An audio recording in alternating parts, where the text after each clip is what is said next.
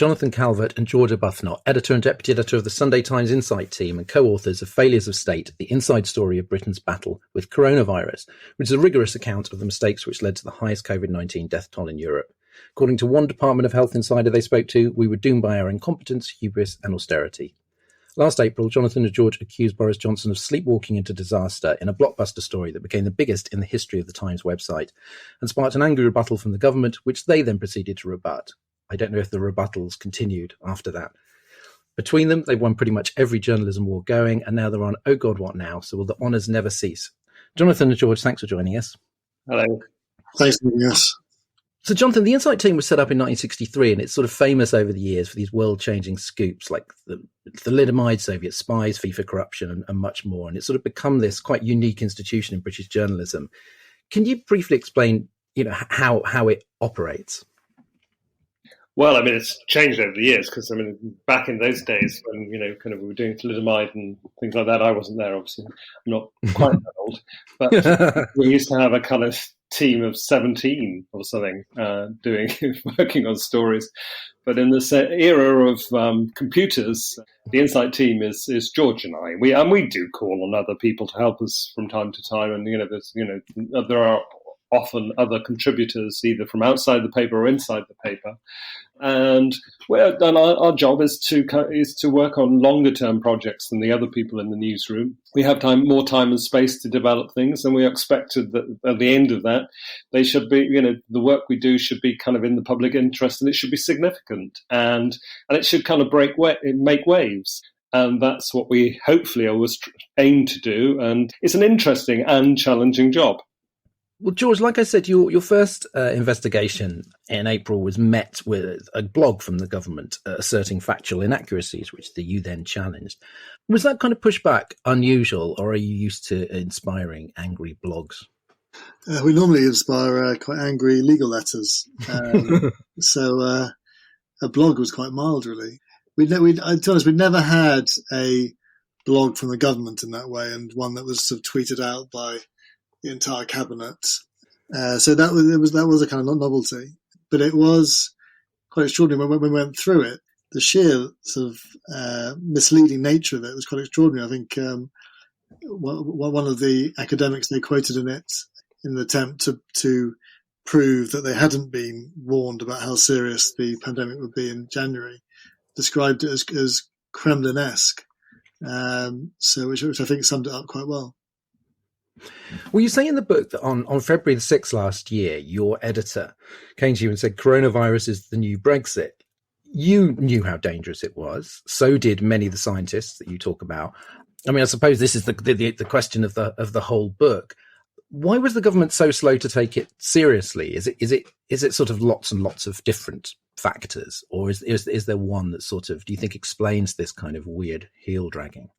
Well, I think, we thought we had the kind of the best pandemic planning in the world, didn't we? And we were quite relaxed about it. But the warnings were coming in January after people had seen what had happened in Wuhan. And we had a government who were kind of completely distracted by the debate that had raged through, 3 years or so over Brexit. And finally, there'd been the election, and finally Brexit was going to be delivered. And that was the focus of the government. And they'd completely taken their eye off the ball of a possible pandemic, which was listed as the number one threat to national security. But we also, I think, would say that, part of the problem was down to the personality of the Prime Minister. He was a person who just doesn't believe in the kind of, and he said it in a speech at the beginning of February. He described the pandemic as an irrational panic over it. He didn't believe it was a real threat.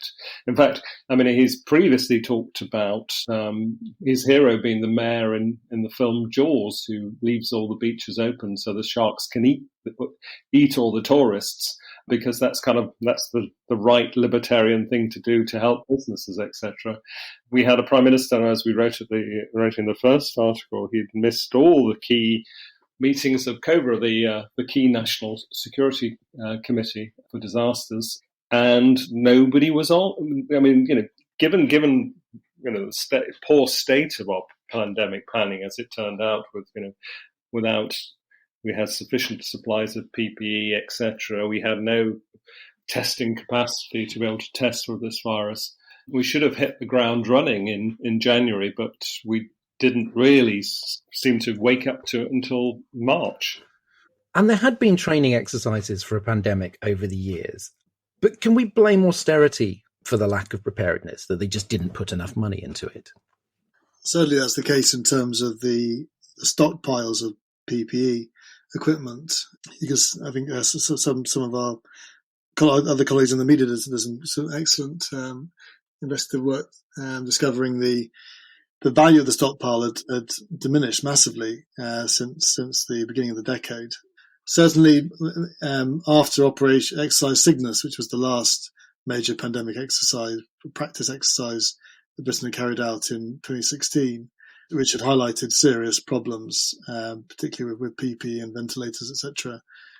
In the years up to the beginning of the pandemic, it does seem that the urgent preparations for a no-deal Brexit had taken precedent.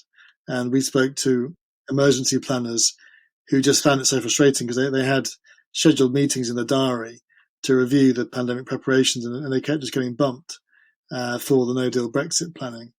Certainly, when they spoke to people within the NHS, they described that their kind of sweatiest nightmare was a pandemic because they realised that we were increasingly becoming very unprepared for one. Well, the book reminded me, actually, that people like Patrick Vallance and Chris Whitty were initially wrong about the efficacy of face masks, of banning mass gatherings, of the public stamina for a lockdown. Or Public Health England was complacent about care homes. Could the government claim that it was following the science, but the scientists were giving them bad information? I think there is a certain amount of truth at the beginning that, and I think especially true of the fact that they were following a kind of influenza policy, which led them to believe initially they called it mitigate, but in effect, it was herd immunity is what they were going for. They believed actually that there needed to be a certain amount of infections because otherwise it would be disastrous later in the year if nobody had immunity. And I think that it's true that the government were doing that, and the scientists seem to be roughly on side. But I think where the crux of it came was that when it came to the middle of March, I think all the scientists suddenly realised there really was only one option, which was to lock down, and a decision seemed to have been taken. But then the Prime Minister dithered and delayed for another kind of 10 days or so, 9 or 10 days. And in that time, you can see it from the back modelling, because the virus was spreading, it was doubling every 3 days. It actually went up from something like 200,000 on the weekend. They took the decision to around about 1.5 million cases of infection in the UK. And those crucial last days, when everybody else was locking down and we were late to lock down by comparison, those crucial last days are one of the reasons why we suffered the highest death rate in the first wave, and also our economy was hit higher than anyone else's. So even after the herd immunity, sort of debate was settled, there was still that delay, and Dominic Cummings turned against it and denies ever supporting it. Is that credible that the sort of his sort of hands are clean on that? As we understand it, he was quite open to the herd immunity idea through the kind of back end of February, but by early March, he had recognised the folly of that approach. He sent one of his underlings into the SAGE meetings to crunch the data, and they realised that they would never reach herd immunity without massively overwhelming the NHS. So he recognised that there needed to be a lockdown, but Boris was just absolutely resistant to it, and so you can kind of blame the scientists probably up to about the 14th of March. But those last 9 days, I think, are on Boris Johnson, and obviously that extra 1.3 million infections are estimated to have spread in those last 9 days are on him, which is obviously the vast majority of what led to all those deaths. And one thing which I think some readers might be a bit shocked by is because I think NHS workers have overall been the heroes of the pandemic, is this sort of often sort of fatal decisions to ration intensive care and to have a sort of, a checklist of factors which made you sort of worthy of the ICU, which meant sometimes that kind of the beds were actually staying empty because, sort of frail elderly patients hadn't met these criteria. Would you go so far as to say, and that was a story that did not sort of, come out at the time. Would you say that was sort of deliberately covered up? Perhaps because it would just be sort of too damaging if it makes, to sort of bring to the fore the sort of those failures in the NHS.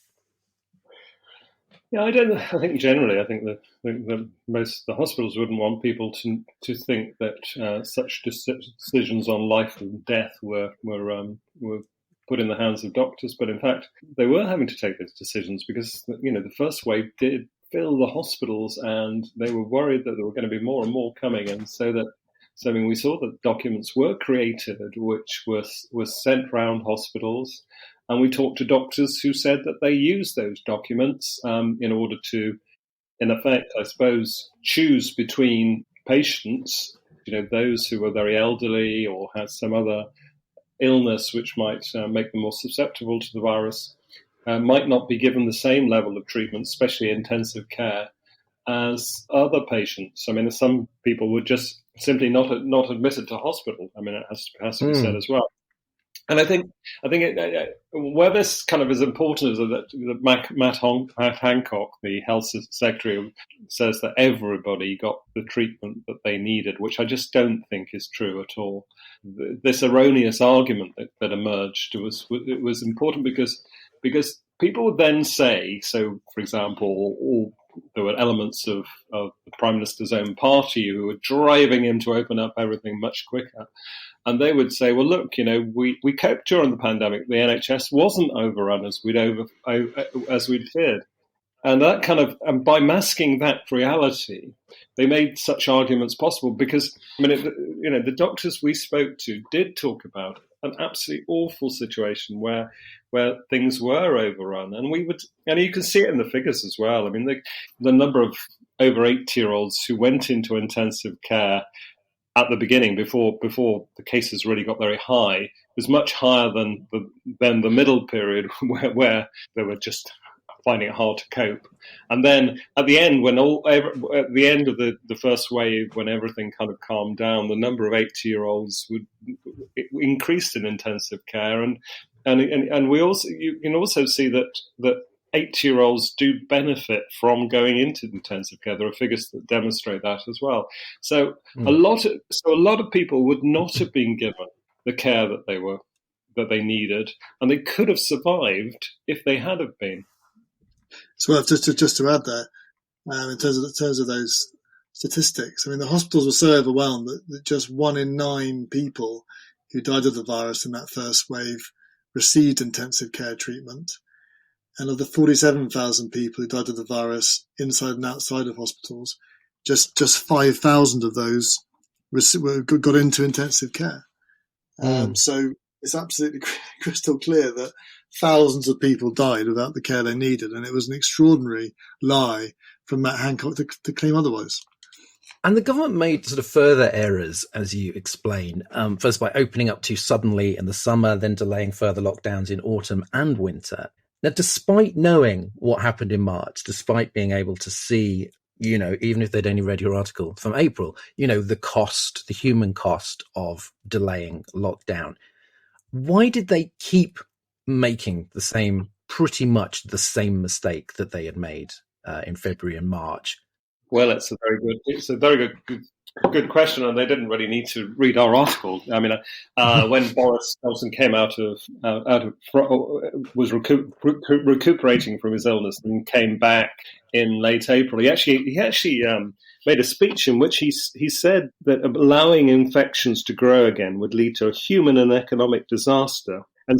And basically he committed to keeping the R below 1 because he understood the point that actually if you allowed infections to grow, it wouldn't just be a lot of people would die. It would also have to have a longer lockdown to get infections down, and that would cause worse damage to the economy. But he seems to have been kind of pushed around from all sides. And when it came to July the 4th, Independence Day, or Super Saturday as it became, against the advice of his own scientists, he decided to just kind of open everything up. And what's interesting about July the 4th is it's the one day where the number of cases got down to 600, which was the lowest it got in the first wave. And on the very day that we opened everything up, the number of cases started to grow again after going down all the way until July the 4th. They started going up again. By August, we were seeing huge rises in cases. And by September, the situation was becoming really, really serious. And what seems it wasn't helped either by the Eat Out to Help Out scheme, which the Chancellor was pushing very hard, which kind of which we've seen studies which suggest caused a lot of extra infections. And then when it came to September, these scientists, kind of Gove, Hancock, Cummings, were all saying to Boris, "You've got to now bring in a short lockdown just to nip this in the bud, and otherwise it could be disastrous." And there was a crucial weekend in September in which Boris seems to have been persuaded by Gove and Hancock that a circuit breaker was needed. And he then has a conversation with Rishi Sunak, the Chancellor, and he seems to change his mind. And that weekend, they bring in, the scientists who are not, they've got, SAGE, they've got about 50 scientists, they've got loads of them, but they don't bring those in. They bring 3 others in who've all been espousing a kind of herd immunity style approach in which we kind of take it on the chin, as Boris had said once. And Boris changed his mind and decided that he believed that he wanted to keep everywhere open, I think in the belief that somehow this would help the economy. But the problem with then allowing the virus to spread so much is that the cases built so much through late September, October, that there had to be a lockdown in November because it was just out of control. And that had to be a longer lockdown. And we ended up, being in lockdown almost all of winter, really, which caused even greater damage to the economy. And more people died. And so we had the worst of all worlds. And it's important work, this. And I suppose there's a certain sort of cognitive dissonance that I found that you're finishing the book, is that just a few months ago, you had over 80% of voters disapproving of the government's handling of the pandemic. You've got one lawyer telling you Johnson could be charged with gross negligence, manslaughter. You've sort of, pointed out sort of Sunak's culpability. Sunak remains popular. Johnson's pretty popular. We've just seen the Conservatives do very well in the local elections and the Hartlepool by-election. Why do you think that you seem to be relatively unscathed by revelations of an incompetence which, has obviously killed a great number of people? Do you think that is just that the vaccine wipes people's memories? I think partly, obviously, the people are just relieved to get the vaccine and have a sense that there's a light at the end of the tunnel.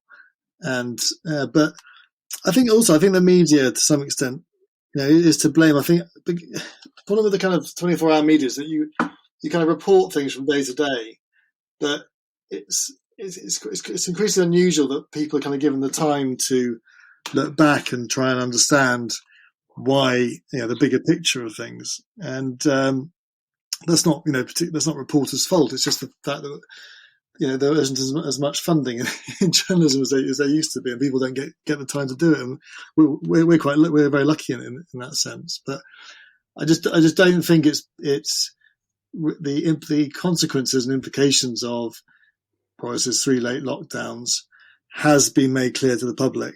I don't think the BBC have done it. I don't think the big public broadcaster, and certainly many of the mainstream media also hasn't done it. And so it's just it requires that kind of reporting for people to understand. Otherwise, it's just seen as, he did his best, and who are we to question it? And we did all the difficult decision. But when you actually look at the detail, it wasn't actually a difficult decision. He was getting advised on it from every angle, particularly in that second wave, and he was ignoring it. And sure enough, exactly the warnings he received came to pass. And I remember when we wrote the book, our editor asked, when we got to that September decision not to bring in the circuit breaker lockdown, and our editor said, can you just try and explain a bit more about why he didn't go for a circuit breaker lockdown? Because he couldn't comprehend how he hadn't taken that decision given everything else that he knew, and it is quite hard to comprehend what he was thinking. Yeah, because the scientists we talked to say that maybe the first wave was forgivable, but the second and third waves were absolutely unforgivable because the message was absolutely clear what was needed to be done, and the Prime Minister didn't do it. And finally, we are, I suppose, at the beginning of this. This sort of book is, I suppose, the first attempt to sort of pull all this stuff together. There is going to be an inquiry, which seems to be conveniently not going to report until after the next election. But Vallance says at one point that lessons have been learned for next time, certainly by the scientists.